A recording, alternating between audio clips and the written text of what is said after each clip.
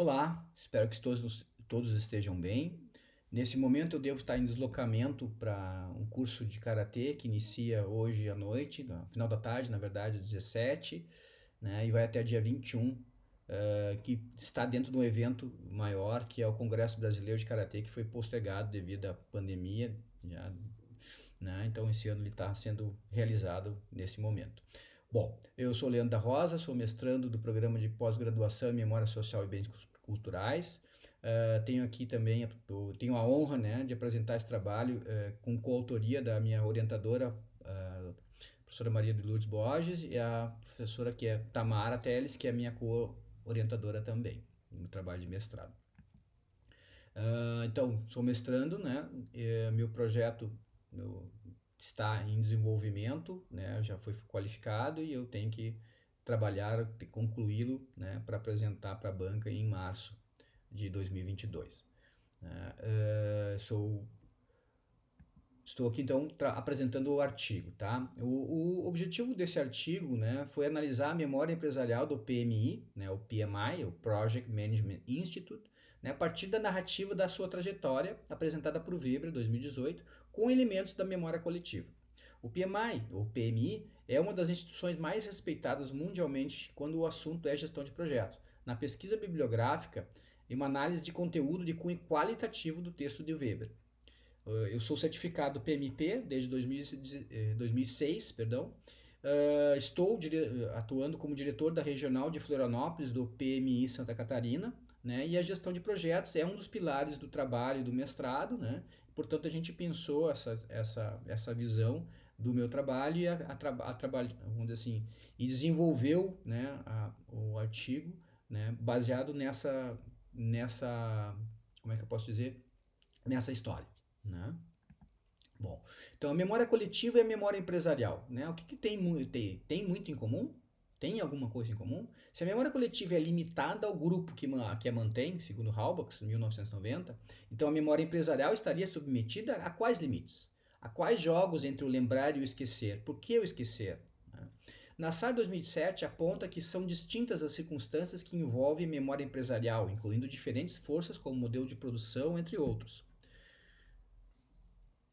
Foi realizada uma pesquisa bibliográfica e uma análise de conteúdo, de cunho qualitativo do texto Weber. Né? Isso está livre acesso na internet. Optou-se, né, nesse caso, por analisar essa trajetória devido a conter dados mais aprofundados que os encontrados em outros sites, né, por causa dessa questão da pesquisa do Weber. Memória coletiva e memória empresarial. Halbach, 1990, entende que mesmo que as nossas lembranças permaneçam coletivas, isso não significa que elas são lembradas pelos outros, mesmo que sejam eventos em que somente nós estivéssemos envolvidos e com objetos que só nós vimos. Segundo Halbach, as memórias coletivas são uma continuidade profunda e real do passado retido e vivo no grupo que as mantém, porém limitada ao referido grupo. Sendo assim, a memória coletiva não faz distinção com linhas de separação definidas. O momento atual não seria uma contraposição ao passado, mas sim o presente, estendendo-se e ampliando sua duração de acordo com o interesse do grupo que as mantém vivas. Sendo assim, de acordo com Halbach, a memória coletiva é uma visão interna do grupo que a mantém, pois o grupo vê a si mesmo nessas imagens que são transmitidas aos seus sucessores. Nesse sentido, a compreensão da memória coletiva pode ser vista em sincronia com o entendimento da memória empresarial. Para compreender a memória empresarial, é preciso refletir um pouco sobre a história. Nassar 2017 recorre a Hobsbawm, né, 1998, para compreender que seria o passado o qual se refere a uma seleção particular dentro de uma infinidade daquilo que é lembrado ou capaz de ser lembrado. Ou seja, a memória empresarial também é da ordem das seleções das memórias realizadas pelos gestores. Nassar 2007 pergunta em quais condições, quais espaços e quais momentos essas seleções são realizadas. Se foram realizadas seleções, portanto, escolhas, algumas memórias ficaram de fora, foram esquecidas. Nesse sentido, conforme Hobsbawm, o próprio passado social acaba por depender de circunstâncias. Né? Mas a que circunstâncias se refere o autor? No contexto das empresas, essas circunstâncias estão claramente ligadas a modelos de produção, tirania ou democracia interna, né, visão de relacionamentos públicos, entre outros. Então isso gera uma engenharia do esquecimento, que se refere a fatos, documentos e pessoas, ou seja, que não alcançam o status de memória por meio do afastamento de protagonistas e testemunhas pela distribuição das instalações, máquinas, objetos e documentos, assim como pela demissão de trabalhadores. Então, há diferentes condições que podem originar, registrar e narrar as inúmeras memórias, segundo o Nassar 2007, que formam a memória empresarial. Então, falando agora especificamente sobre o PMI, o caso PMI, né? O PMI, como comentado, é uma associação mundial sem fins lucrativos que capacita mais de 1 milhão de membros há mais de 50 anos.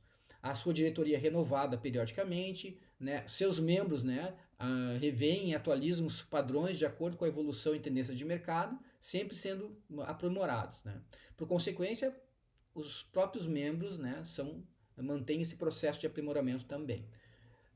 Dentro desse sentido, foi criado o PMBOK, né, que seria o Guia de Conhecimento em Gerenciamento de Projetos. Ou seja, é a compilação feita por essa comunidade de membros, né, para desenvolver as melhores práticas em gerenciamento de projetos, conceitos, né, mas principalmente a questão das melhores práticas de gestão de projetos para orientar, né, e dar a diretriz. Muitas pessoas confundem a questão tô controlando aqui o meu tempo, confundem a questão de metodologia com o guia de conhecimento. Na verdade, o PMBOK é um modelo de referência e não a metodologia. Bom, o PMI mantém algumas certificações, né, de qualificação e reconhecimento. A principal delas é o PMP, da qual eu sou certificado desde 2006, o Project Management Professional, que é reconhecida pela ISO 9001 desde 99. Então, vamos dizer assim, essa certificação vem sendo mantida desde 1984, né? Tem um programa bem rigoroso para realizar a certificação e para mantê-la também, que de ciclos de 3 em 3 anos é necessário comprovar, né, a minha atuação, né, como PMP, né, para manter a minha titulação. Bom, o PMI fala a questão através do PMBOK, né, que o projeto é um esforço temporário empreendido para criar um produto ou serviço único, né? Ou seja, os projetos são realizados para cumprir objetivos através da produção de entregas. Um objetivo é definido como um resultado a que o trabalho é orientado. Ou seja, posso pensar numa posição estratégica, num novo produto ou serviço que precisa ser entregue, né, e ter seus benefícios distribuídos. Ou seja, o projeto é algo que ainda não existe, ele vai sendo construído à medida em que que as suas tarefas e atividades vão sendo executadas ao longo do tempo, de acordo com um planejamento prévio, né, que determina o que precisa ser entregue, quais as atividades, né, e quais os benefícios que esse projeto entregará, né.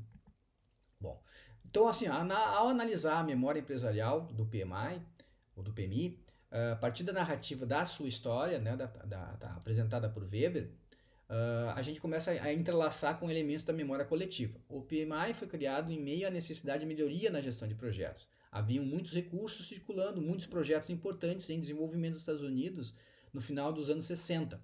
Observa-se que ele surge das conversas de um técnico e um acadêmico em um jantar em 1969. Nesse sentido, percebe-se que a memória coletiva da narrativa aponta para um contexto macro de recursos abundantes e da comunicação entre o mercado e a academia.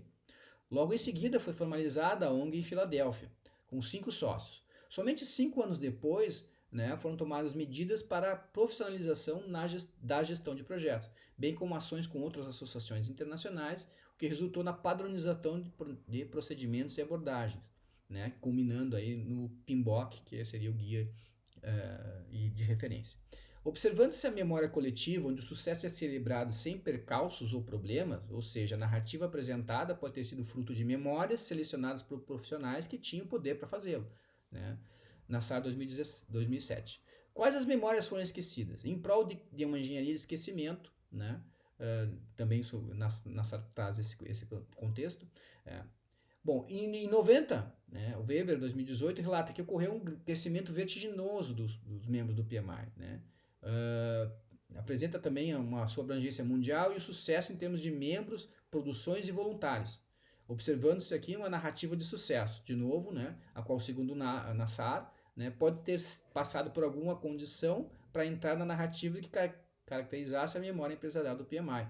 Né? Ou seja, há, né, portanto, possibilidades, né, de terem sido deixados no esquecimento, né, percalços, situações que não foram tão positivas, né? É fato que é uma entidade bastante conhecida, respeitada, e que essa trajetória traduz, vamos dizer assim, o seu sucesso, mas que também, por outro lado, certamente ocorreram e ocorrem, né, dificuldades e percalços no seu dia a dia e que talvez isso não haja interesse, né, por conta de várias, vamos dizer assim, intenções, né, de mostrar o sucesso sempre, né, que foram esquecidas, foram deixadas de lado. E esse é o contexto do artigo, né, que a gente acabou desenvolvendo.